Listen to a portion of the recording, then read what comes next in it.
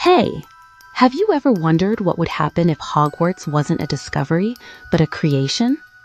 Not that magic doesn't exist, but that Harry needed it to survive? I've heard that idea. You mean the world shows up as a way for a hurting child to feel powerful and seen? Exactly. Think about a boy who spent his life being told he's nothing. Then one morning, a letter arrives, and someone tells him, "You matter. You belong." Suddenly, he's famous, wanted, surrounded by people who love him, the exact opposite of the cupboard under the stairs. That sounds like a lifeline. Hogwarts becomes more than a school. It's a whole identity, a family, a way to rewrite a life that felt small and invisible. Right. But the twist is darker. If the world is made to heal him, why would it also give him Voldemort, death, and endless danger? Why would his safe space also be the place his worst fears keep coming true? Maybe those dangers are part of the mind's way of processing trauma, naming the fear, giving it a face so it can be fought. In that sense, Voldemort isn't an intruder. He's the shadow of everything Harry lost and couldn't control. That's the chilling part. If Voldemort is a creation, then the thing Harry must defeat might be a part of himself. Rage, abandonment, the belief he's doomed to be powerless. The battles aren't just external, they're internal wars, traumatized as monsters. So every triumph at Hogwarts is a victory over a piece of his trauma. But each new threat suggests the work isn't done. Healing isn't a single spell. It's a long, messy fight. And it reframes the question. Was the magic a rescue or a refuge that kept him fighting forever? If the castle was in his head, what does that say about the life he left behind? And what really happened under the stairs? Powerful and unsettling. It makes the story less about wands and more about what we imagine to survive. What really happened under the stairs? That's the mystery that stays with you. What if Hogwarts isn't a place Harry found, but a place his mind created? Forget the castle for a second. Forget the spells. Let's look at the monsters. I have. That turns the story into something darker and more interesting. The monsters might not be external threats at all. They could be the things Harry is running from inside himself. Start with the Dementors. They don't just make students cold or afraid. With Harry, they drag him back into the worst moment of his life. His mother's scream, his father's death, that gutting helplessness. Other kids see the same creatures. Harry hears his mother. That feels like memory, not just fear. Exactly. Dementors force the past into the present. And Harry's defense isn't a weapon, it's a memory. The Patronus is literally him holding on to something worth living for. It's hope as armor. And the form his Patronus takes is a stag, his father's symbol. It's as if his mind takes what he lost and turns it into a protector.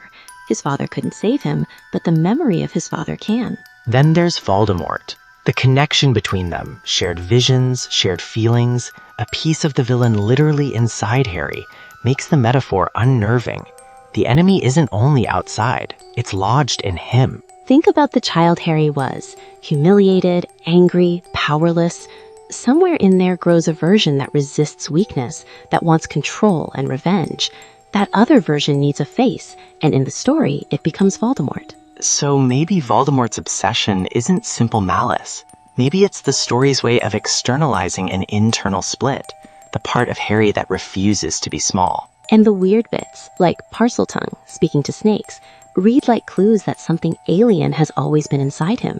It's not a choice he makes, it's a language his hidden parts already know. Which brings us to Horcruxes, a soul ripped into pieces and hidden away. What better metaphor for a traumatized child who learns to fragment just to survive? The frightened Harry, the angry Harry, the brave Harry, different shards under one skin. Look at the wizarding world differently, and it starts to map onto his mind.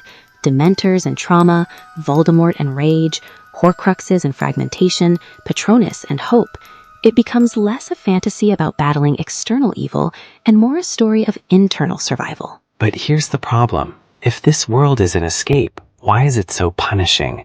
Why does it force Harry into danger year after year instead of letting him hide in comfort? Maybe because it's not built to comfort him forever.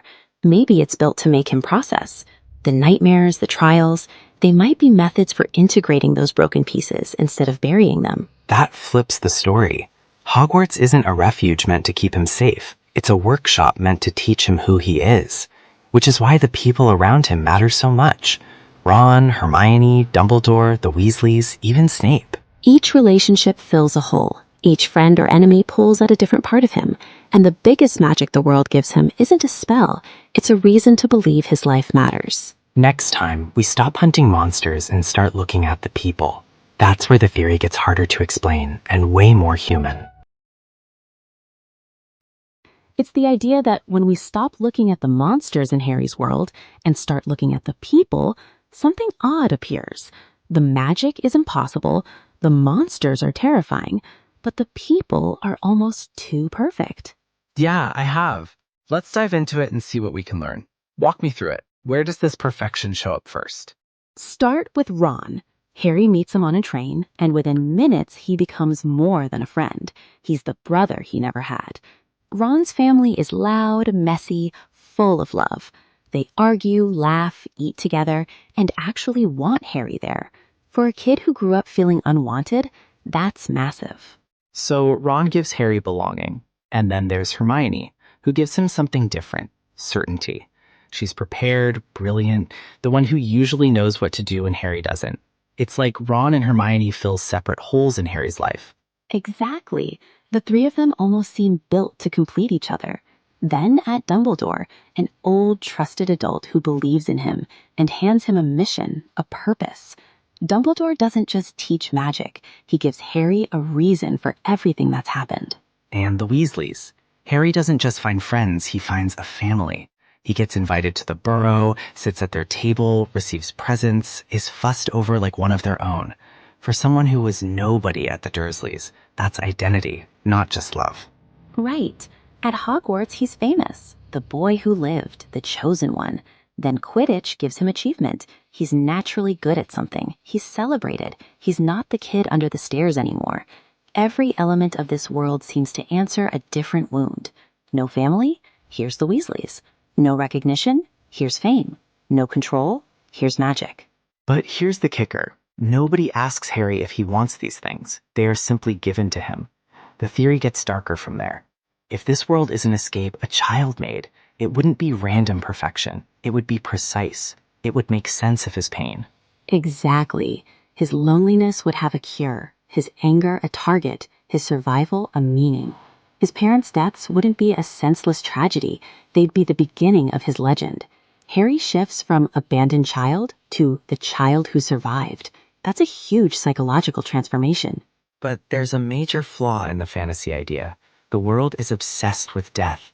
People Harry loved keep disappearing. His parents, Cedric, Sirius, Dumbledore, Remus, Tonks. If this is a protective fantasy, why replay loss so often? Maybe that's the point. Perhaps Hogwarts isn't just escape. It's where a traumatized mind rehearses loss until it can finally survive it. The repeated deaths force him to confront grief again and again, like exposure therapy written in spells and prophecies.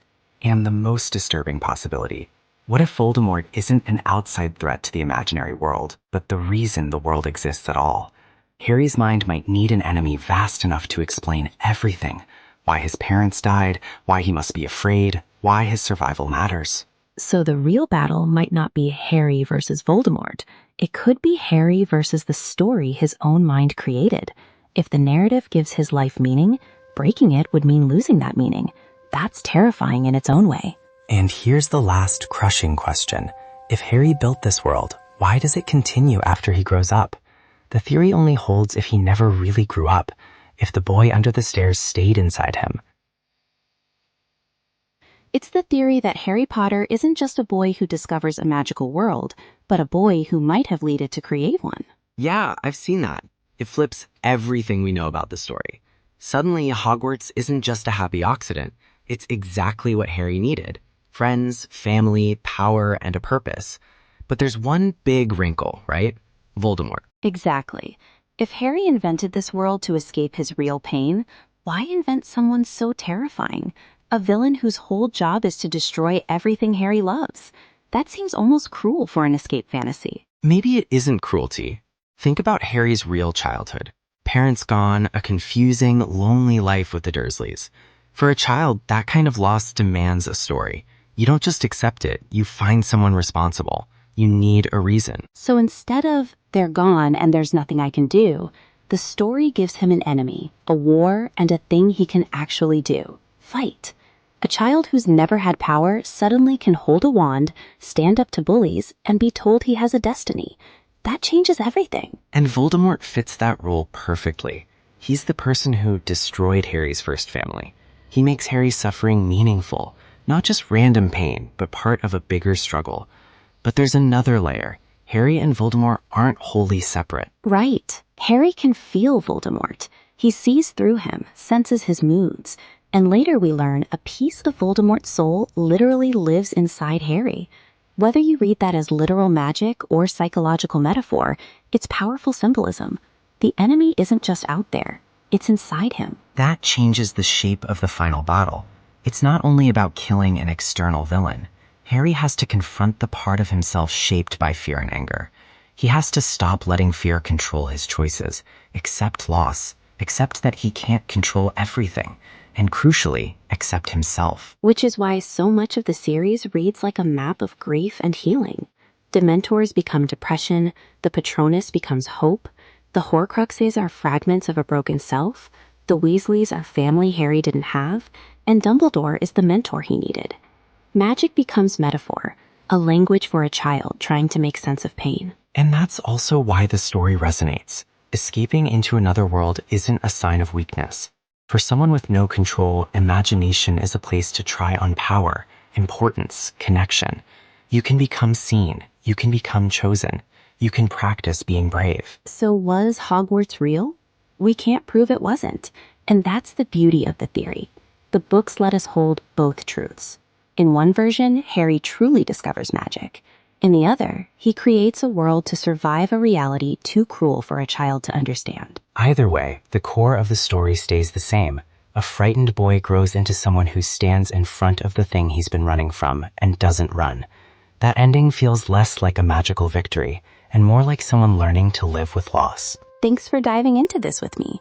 Think about your favorite parts next time you read the books. Are they spells or are they metaphors for getting through something impossible? We hope you enjoyed today's episode, and we'll be back with more engaging stories soon.